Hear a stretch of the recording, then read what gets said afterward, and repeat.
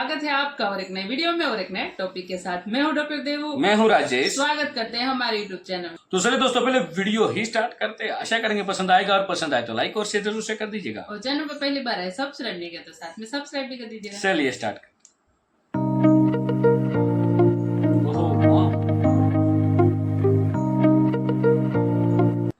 वहां पर एक हिस्टोरिकली फर्स्ट टाइम ऐसा काम हुआ है कि जो इससे पहले नहीं हुआ था, और वो ये हुआ है कि लाओस ने एक पोस्टल स्टैंप इशू की है जिसके ऊपर श्री राम का इमेज है। Hezbollah.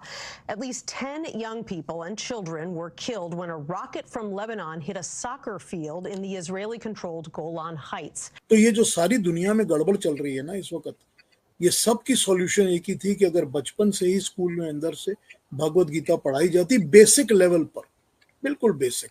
अच्छा, इसके ऊपर भी आप देखिए इंडिया और लाओस का फ्लैग है। साथ ही इंपॉर्टेंट चीज यह है कि सऊदी अरब ने पाकिस्तान को उधार पर तेल देने से इनकार कर दिया है। जब वो कहते हैं Punjab, Sindh, Gujarat, Maratha, lovely, yes, lovely.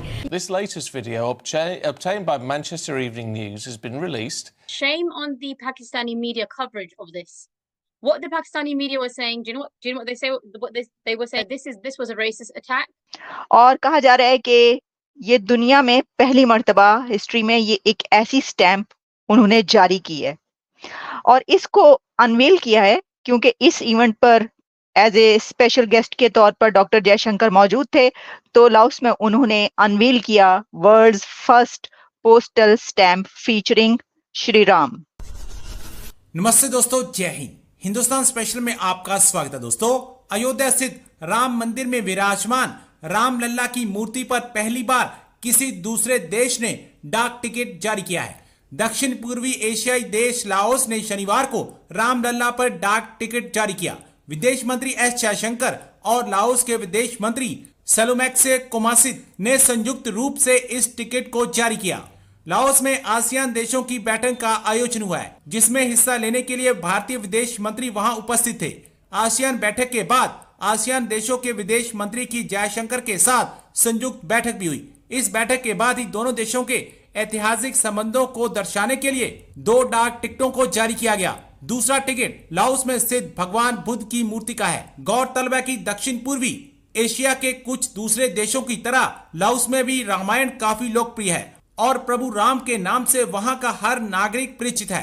Ramayan का एक लाओस वर्जन भी लोकप्रिय है। पहले मैं आपको ये बताना चाहती हूँ कि इसी विजिट के अंदर, जो कि आसियान के फोरम अटेंड करने के लिए डॉक्टर जयशंकर लाओस पहुंचे, वहां पर एक हिस्टोरिकली फर्स्ट टाइम ऐसा काम हुआ है कि जो इससे पहले नहीं हुआ था, और वो ये हुआ है कि लाओस ने एक पोस्टल स्टैंप इशू की है जिसके ऊपर श्री राम का इमेज है, और कहा जा रहा है कि ये दुनिया में पहली मर्तबा हिस्ट्री में ये एक ऐसी स्टैंप उन्होंने जारी की है, और इसको अनवील किया है क्योंकि इस इवेंट पर एज ए स्पेशल गेस्ट के तौर पर डॉक्टर जयशंकर मौजूद थे।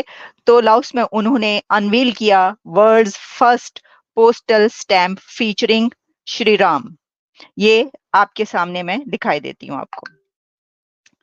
ये आप स्टैंप देख लीजिए जो बनाया गया है, वो देखिए आप, ये देखिए ये स्टैंप है जो कि जिसके ऊपर आप देख रहे हैं साथ में इंडिया और लाओ का जो परचम है, फ्लैग है, वो भी साथ लगा हुआ है।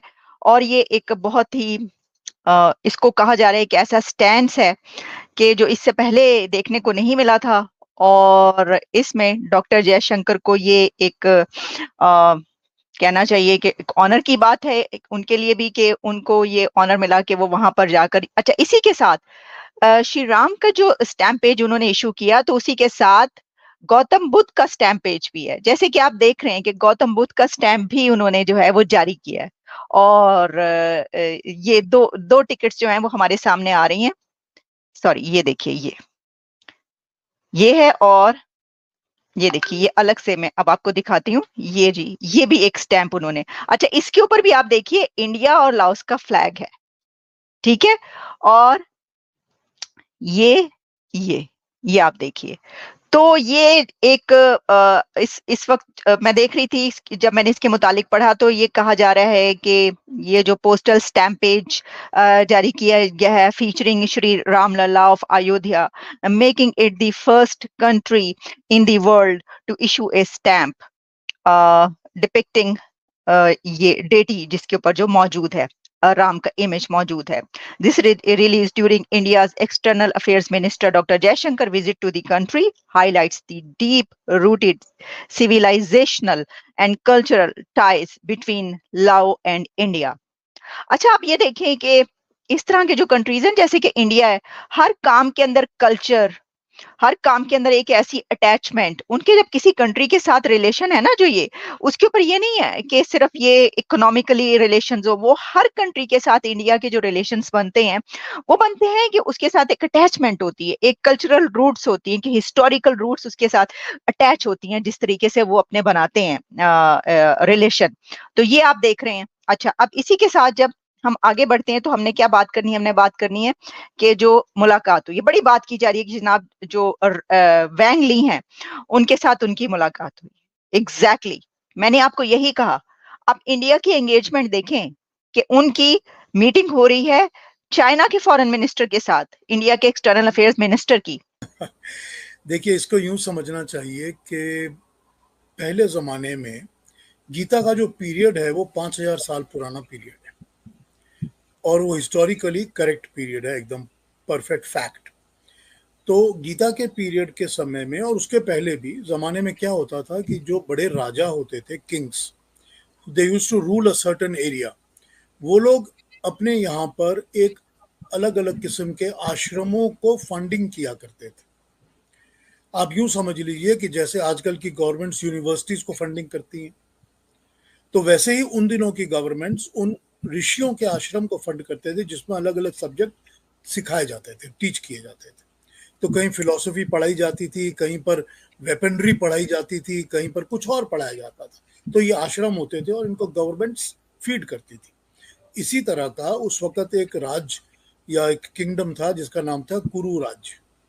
उस राज्य के अंदर जो उनका मेन ऐसा आश्रम या मेन ऋषि था उसका नाम था वेद व्यास.